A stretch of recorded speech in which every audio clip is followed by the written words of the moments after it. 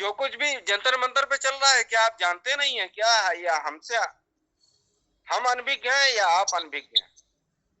कोई अनभिज्ञ नहीं है, जान के अनभिज्ञ बन रहा है ये। फिर भी हमारे अध्यक्ष महोदय आ रहे हैं। फिर भी प्रधानमंत्री बना के बैठे हैं, मुख्यमंत्री बना के बैठे हैं। हमारी बेटियां जो मेडल लेकर के आई अंतर्राष्ट्रीय स्तर से, वो किसी से भीख मांग के नहीं लेके आई थी, अपने दम पे लेके आई थी। जय हिंद अध्यक्ष महोदय। आप सभी को मेरा प्रणाम।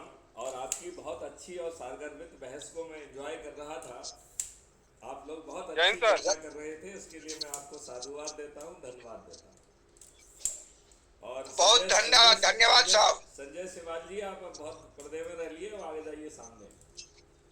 संजय सिवाल को बुलाइए जरा।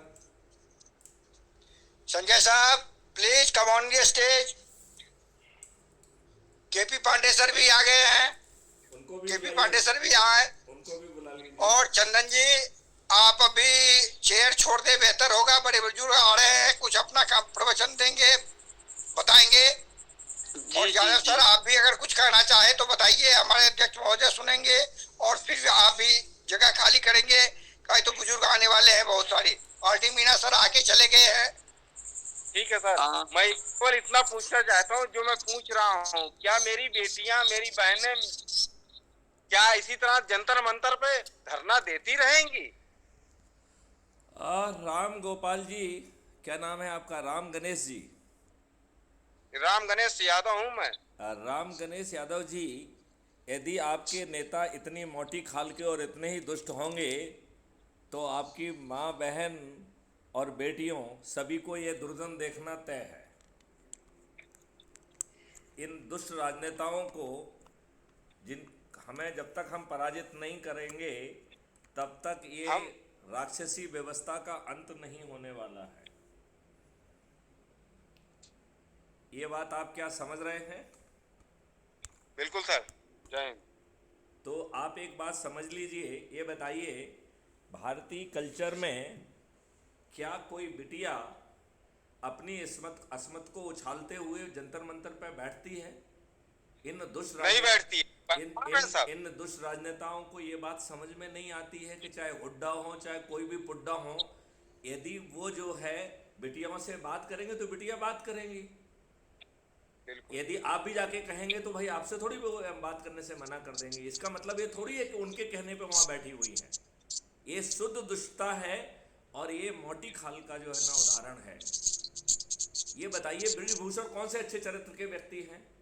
और केवल जस्ट मिनट, केवल इस बार ही ये मोटी खाल नहीं दिखा रहे हैं।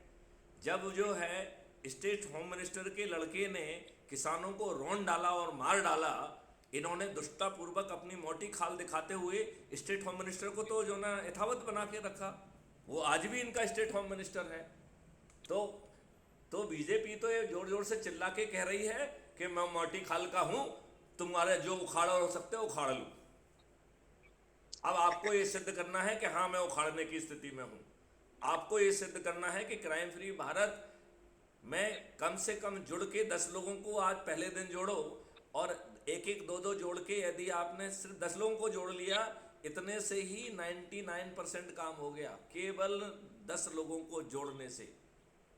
तो हम मुंह चलाने की बजाय यदि अपनी एनर्जी लोगों के पास जाके उनसे संगोष्ठी ले, जैसे आपने कहा कि आपके पास 18,000 लोग हैं, आप इसमें युद्ध स्तर पर लग जाइए, क्योंकि वो 18,000 लोग जब 10-10 को जोड़ेंगे तो वो 1,80,000 हो जाएंगे।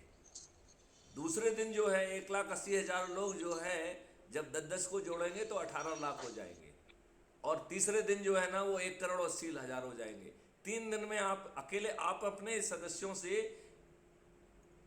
1,80,00,000 में पहुंच जाएंगे 3 दिन में। समझाने के बाद अभी तक 100 की कैटेगरी हमने पूरी की है। मैं चाहता हूं कि मैं 10,000 की कैटेगरी पार करूं। बहुत सुंदर, बहुत सुंदर। और ये बहुत आसान है। देखिए इसमें 2 फायदे हैं। एक फायदा तो ये है, देखिए इसमें हमने 4 तरीके के लोगों को पूरी जगह दी है।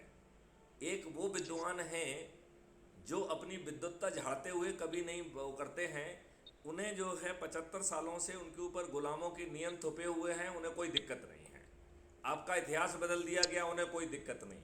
आर्टिकल 35A असंवैधानिक तरीके से संविधान में घुस गया, उन्हें कोई दिक्कत नहीं।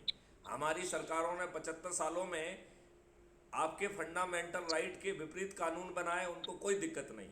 आपके दिशा निर्देश को उल्लंघन करते हुए आर्टिकल 44 और 47 के विरुद्ध जो है ना उन्होंने कार्रवाइयाँ की, हमारे विद्वानों को कोई दिक्कत नहीं है। लेकिन हम कह रहे हैं कि भैया विद्वान महोदय, क्राइम फ्री भारत मिशन से जुड़ के जो है ना, जो भी आपको अपना विद्वत्ता झाड़ना हो झाड़ते रहिए, समझते रहिए, और जब भी आपको पूछना हो तो जो है इस 9 बजे वाली मीटिंग में आ जाइए। हमारे लल्लन महोदय जो है आपको सब बातों को विस्तार से समझा देंगे। ये कोई बहुत कठिन काम नहीं है, हमारे लल्लन महोदय ही सबको समझा लेंगे। बिल्कुल सर, ठीक है मैं ना? इतना कहना चाहता हूँ कि जो ये जो 4 जो लेबर कोड बिल बने हैं इनका विद्रोह किया जाए, जो किसान बिल बने हैं इनका विद्रोह किया जाए, और जो बेटी बचाओ फर्जी अभियान चलाए थे उसके अगेंस्ट जो मैटर आ रहा है सरकार से दबाव बनाया जाए कि जो कुछ है इसको सॉर्ट आउट किया जाए। देखो, मैं आपको कह रहा हूँ, आपको जो भी दबाव बनाना है बनाइए, लेकिन दबाव बनाने की प्रक्रिया में जो लोग हैं उन्हें क्राइम फ्री भारत मिशन से जोड़कर उस एनर्जी को एक सकारात्मक दिशा दे दीजिए। हम जो है मैं दे रहा हूँ। जस्ट ए मिनट, हम जो है अधिक से अधिक लोगों को जोड़कर यदि उस चंद्रगुप्त की रेस में नंबर 1 पे आ गए तो अगले मुख्यमंत्री और प्रधानमंत्री आप ही होने वाले हैं, राइट? हालांकि आप भी जो है चंद्रगुप्त की तरह विवश मुख्यमंत्री रहेंगे। क्यों? क्योंकि व्यवस्था इस ढंग से बनाई जा रही है। चंद्रगुप्त जो है, जो सम्राट होने के बावजूद भी वह अपने गुरु चाणक्य से बना हुआ था और अपने अखंड भारत के दिव्य स्वप्न से बंधा हुआ था। बिल्कुल।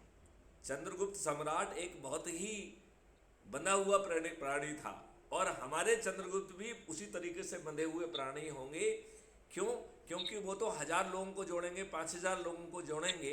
क्राइम फ्री भारत तो उनको 3 लाख और 5 लाख से जिता रहा है, तो वो क्राइम फ्री भारत को नहीं जिता रहे हैं। क्राइम फ्री भारत उनको ना केवल जिता रहा है बल्कि मुख्यमंत्री भी बना रहा है, उप मुख्यमंत्री भी बना रहा है, मंत्री भी बना रहा है, विधायक भी बना रहा है, और वो भी बिना 5 पैसे खर्च किए। वो भी किसी के सामने आप वोट मांगने नहीं जा रहे हैं, आप लोगों के सामने सिर्फ एक ही बात कह रहे हैं कि ये क्राइम फ्री भारत मॉडल है, ये 21 लक्ष्य हैं, आपको ये 21 लक्ष्यों वाला भारत चाहिए कि नहीं चाहिए? यदि आपको चाहिए तो आप, यदि विद्वान हैं तो विचाराधीन सदस्य बन जाइए। यदि आप सामान्य व्यक्ति हैं और आपको लग रहा है कि आपको पर्दे के पीछे रहना है तो शपथकृत सदस्य बन जाइए। यदि आपको लगता है नहीं, मैं चंद्रगुप्त हूँ, पर्दे के आगे आकर लड़ूंगा, तो अधिक से अधिक लोगों को जोड़कर आप मेरिट लिस्ट में आ जाइए, तो आप विधायक भी बन जाएंगे, मंत्री भी बन जाएंगे, उप मुख्यमंत्री बन जाएंगे और मुख्यमंत्री भी बन जाएंगे। और इस प्रक्रिया में एक मिनट, इस प्रक्रिया में हर चीज का डिसीजन आपके हाथ में है। मेहनत आपके हाथ में है, अपनी मेरिट लिस्ट में आपको अपने स्थान पर स्थापित करने की स्वतंत्रता आपके हाथ में है। आप ना मैथिली शरण गुप्त की मेहरबानी पे हैं, ना क्राइम फ्री भारत मिशन की मेहरबानी पे, ना लल्लन सिंह की मेहरबानी पे, ना किसी अन्य की मेहरबानी पे हैं। तो आप अपनी मेहरबानी के ऊपर हैं। यदि आप मेहनत करके लोगों से को जोड़ेंगे तो जहां चाहोगे वहां पहुंच जाओगे, और चाणक्यों की एक फौज रहेगी जो नियम कानून और टेक्नोलॉजी बनाने की जिम्मेवारी उसकी है।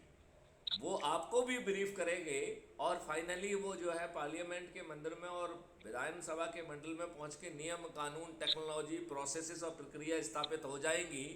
तो बिना सिरदर्द के ताज आपके सिर पर है, जिम्मेवारी चाणक्य के सिर पर है, और फिर भी चाणक्य खुश है कि देश के लिए वो ऐसा करेगा, और वो चाणक्यों की एक फौज भी इकट्ठा कर रहा है, रोज चाणक्यों को डिस्कोर्स कर रहा है। अभी मिस्टर गांधी से मैं बात कर रहा था, वो बहुत हवा में उड़ रहे थे, मैंने उनको जमीन पर लाया। तो ऐसा हम जो है चाणक्यों से बात करते रहेंगे, चाणक्यों की फौज को जोड़ते रहेंगे, और पहले चाणक्यों के जो समाधान ऑलरेडी इतने समय से खोजे गए हैं उनमें एक रूपता लाई जाएगी। उस एक रूपता के बाद फिर जो है ना पब्लिक से डिस्कोर्स होगा, पब्लिक के बाद 2-3 डिस्कोर्स चंद्रगुप्तों के साथ होंगे। तब तक चंद्रगुप्त जो है उनको हर डिस्कोर्स जो है ना जवानी याद हो जाएगा। तो जो विधानसभा के अंदर बहस होगी वो देखने वाली बहस होगी, और उस बहस के बाद जो है ना हाँ की जीत के आधार पर जो है ये सब नियम कानून में कन्वर्ट हो जाएंगे। केवल राम गोपाल जी आप जुड़ जाइए और 10 लोगों को जोड़कर और 10 लोगों को जोड़ने का जो क्रम चालू कर दीजिए, हम 9 दिन में 100 करोड़ लोग हो जाएंगे। 9 दिन में 100 हम करोड़ हो जाएंगे। राम गोपाल नहीं है, राम गणेश हैं। हाँ, राम गणेश जी, सॉरी, राम गणेश जी। देखिए, गणेश यस सर। कहो तो भगवान, गोपाल कहो तो भगवान, तो राम गणेश जी मैं आपसे क्षमा मांगता हूँ। मैं राम गणेश यादव हूँ। हाँ, राम गणेश यादव जी, मैं आपसे क्षमा मांगता हूँ। नहीं सर, ऐसी कोई जरूरत नहीं है। मैं आपको याद दिला रहा हूँ फर्दर के लिए। मैं इतना चाहता हूँ कि नेताजी सुभाष चंद्र बोस का ही सिद्धांत लागू हो, बस।